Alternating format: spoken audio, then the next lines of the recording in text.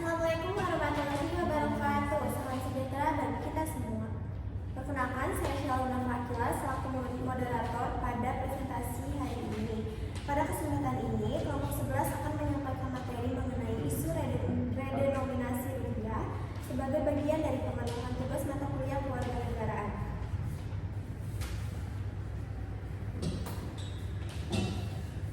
Redenominasi adalah isu yang sangat sensitif. Ini bukan hanya menghilangkan 3 digit nol, tetapi menyentuh psikologis kolektif masyarakat dan citra bangsa di mata dunia. Keputusan untuk maju hanya ditimbang secara cermat dengan mengaca pada bencana yang terjadi di tahun 1965. Di sini saya berargumen dari sisi negatifnya yang dilihat dari pengalaman buruk pada tahun 1965 yang membuktikan bahwa nilai baik bisa berujung bencana jika eksekusinya salah. Jadi ada 2 risiko yang akan terjadi, yaitu ekonomi dan psikologis. 1. Risiko kenaikan harga yang tidak disengaja. Ini adalah kekhawatiran terbesar harga barang bisa naik bukan karena nilai uang turun, melainkan karena pembulatan. Contohnya, harga barang dari 13.700 setelah diredenominasi akan menjadi 13,4, 13,7. Secara matematika ini harusnya tetap, namun pedagang kecil sering mengambil jalan pintas dan membulatkan harga ke atas, misalnya jadi 14. Jika pembulatan ini terjadi di seluruh sektor ekonomi, akumulasinya dapat memicu kenaikan harga barang dan jasa secara kolektif yang beresiko memicu inflasi tinggi yang tidak diinginkan.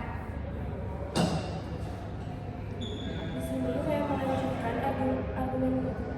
argumen negatifnya, yaitu yang kedua, fondasi ekonomi yang belum kuat ini merupakan kunci kegagalan di tahun 1965. Kegagalan total pada tahun 1965 terjadi karena redenominasi dilakukan dalam konteks ekonomi yang sedang hancur, yang mengakibatkan inflasi gila-gilaan pada tahun 1965. Kebijakan itu dilakukan saat ekonomi sedang status parah, ditandai dengan hiperinflasi yang mencapai ratusan persen, bahkan melonjak hingga 1.500% setahun setelah kebijakan diumumkan. Uang dicetak tanpa didukung stabilitas ekonomi yang sehat. Jadi, pelajaran terpentingnya adalah redenominasi tidak boleh dilakukan saat panik atau saat stabilitas moneter belum kokoh.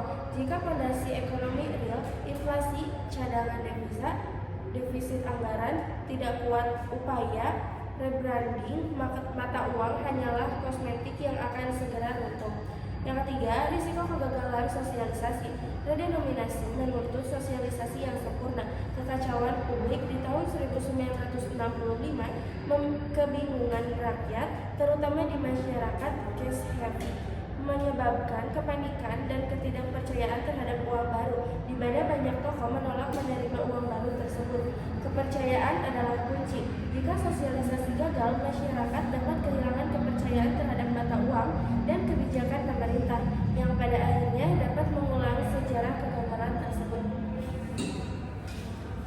Baik, di sini saya akan berargumen dari sisi positifnya, yaitu pihak yang mendukung melihat redenominasi sebagai langkah maju yang berfokus pada efisiensi sistem keuangan dan perbaikan citra mata uang. Yang pertama, efisiensi sistem keuangan dan transaksi.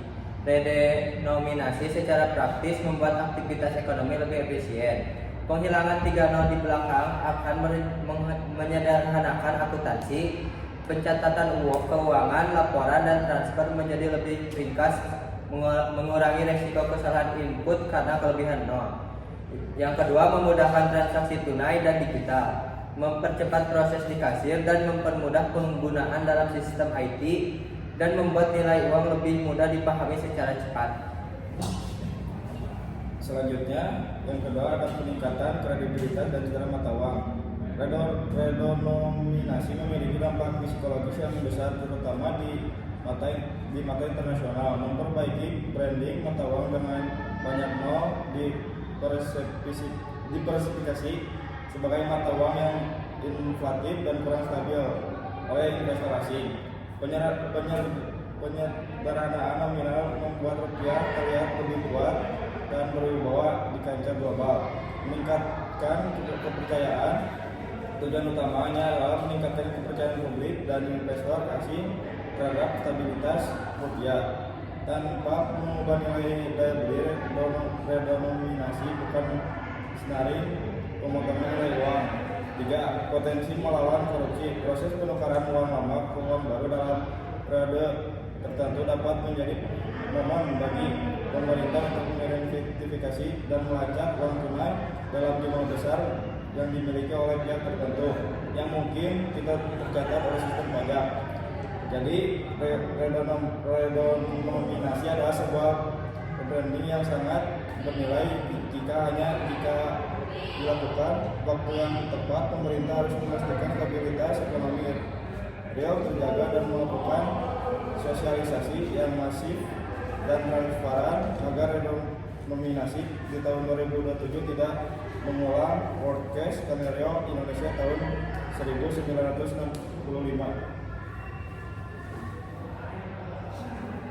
Demikian pembicaraan